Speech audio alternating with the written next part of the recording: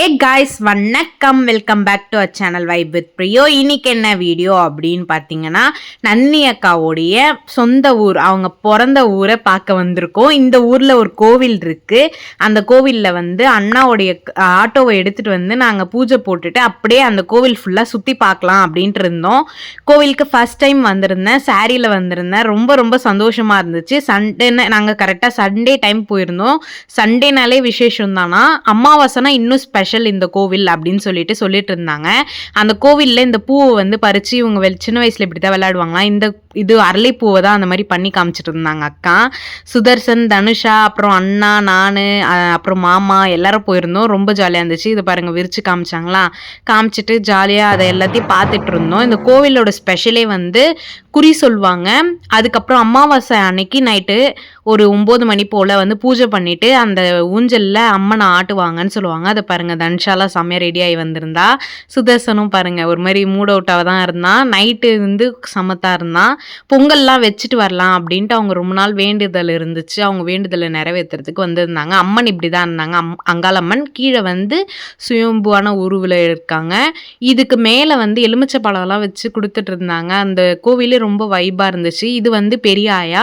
இவங்க வந்து அம்மனுடைய என்ன உருவம்னு தெரியல, இங்கே கண்மலர் வைப்பாங்க. குழந்தை இல்லாதவங்களுக்கு அந்த கண்மலரை வந்து கொடுப்பாங்க. அமாவாசை டைமில் சாமி குறி சொல்லி தரணும்னா தான் தருவாங்க. தானாலாம் எல்லாருக்கும் கிடைச்சிடாது. இது பாருங்கள், இது ஃபுல்லாகவே களிமண்ணால் உருவம் போட்டிருக்காங்க. நல்லபடியாக செஞ்சுருக்காங்க. இது ரொம்பவுமே அதிசயமாக இருந்துச்சு எனக்கு இப்போ ஃபஸ்ட் டைம் பார்க்கறதுனால. இது பாருங்கள், சூளம் எப்படி இருக்குது, இந்த பக்கம் தெரியுது பார்த்தீங்களா, இந்த ஸ்டாண்டில் தான் அம்மனை வந்து இது பண்ணுறாங்க. சுத்தூர வந்து கழனி தான், இது குளம் வந்து வத்தி போயிருக்கு. வெயில் நாள்னால அப்படி இருக்கு போல். இங்கே பாருங்கள், சுற்றி ஃபஸ்ட்டு இங்கே பால்வாடி இருந்துச்சு. இந்த பக்கம் பார்த்தா ஒரு அம்மன் கோவில் இருக்குது. சுத்தூர கோவில். இது பாருங்கள் எவ்வளோ கூட்டமாக இருக்குது சண்டே இருந்தாலும். சொசைட்டி பால் இந்த சைடு இருந்துச்சு. இந்த சைடு பாருங்கள் குடிசை போட்டிருக்காங்க. சர்க்கஸ் போட போகிறாங்களாம் ஈவினிங்கு. முடிஞ்சால் பார்ப்போம். இந்த பக்கம் பார்த்தீங்கன்னா திரௌபதி அம்மன் கோவில், முருகர் கோவில், 2 கோவிலுமே இருக்குது. நெக்ஸ்ட் டைம் நாங்கள் போனோன்னா ஃபுல் விளாக் அதையும் அப்லோட் பண்ணுற கோவில் எப்படி இருக்குது என்னன்ட்டு. இது எல்லாத்தையும் பார்த்து முடிச்சுட்டு நாங்கள் வந்து அம்மா வீட்டுக்கு போகலாம் அப்படின்ட்டு இருந்தோம். அங்கே போய் பார்க்கலாம் அப்படின்னு சொல்லிட்டு கிராமத்தை நல்லா ரசித்து பார்த்துக்கிட்டு ஆட்டோவில் ஏறி கிளம்பியாச்சு. செம்ம ஜாலியாக இருந்துச்சு. ஏன்னா ஈவினிங் வந்து பொங்கல் வைக்கணும், கொஞ்சம் ரெஸ்ட் எடுத்துகிட்டு அப்படியே கழனியெல்லாம் சுற்றி பார்த்துட்டு வரலாம். கழனி வீடியோவை வந்து தனியாக நான் போஸ்ட் பண்ணுறேன்.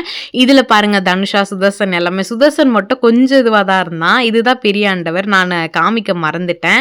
ஈவினிங் வந்து ஆயிடுச்சு. நாங்கள் ஒரு 7 o'clock போல் வந்து மாமா பாருங்கள் கூட ஹெல்ப் பண்ணிட்டு இருந்தார் அக்கா கூட இந்த இதுவெல்லாம் பண்ணுறதுக்கு. சுதர்சனை வச்சுட்டு இது பண்ண முடியல, அண்ணா வந்து பார்த்துட்டு இருந்தாங்க. அதை பாருங்கள், கற்பூரம் வச்சு இது பண்ணிட்டாங்க. பொங்கல் வைக்கிறதுக்கு பாத்திரம் வச்சுட்டாங்க. அம்மாவும் வந்து வைக்கிறேன்னு சொன்னாங்க. அதனால் அம்மாவுக்கு தான் அந்த பக்கம் ஒரு அடுப்பு ரெடி பண்ணி கொடுத்தாரு மாமா. இந்த பக்கம் வந்து நந்தினி அக்கா வச்சாங்க. 2 பேருமே வச்சு முடிச்சிட்டாங்க. அதுக்குள்ளே நாங்கள் வந்து அந்த கோவிலில் இருக்க நைட் வியூ பாருங்கள். காலையில் எப்படி இருந்துச்சு, இப்போ நைட் எப்படி இருக்குது பாருங்கள். நைட்டு எனக்கு என்னமோ இன்னும் அதிகமாக ஒரு மாதிரி பவர்ஃபுல்லாக இருந்த மாதிரி இருந்துருச்சு.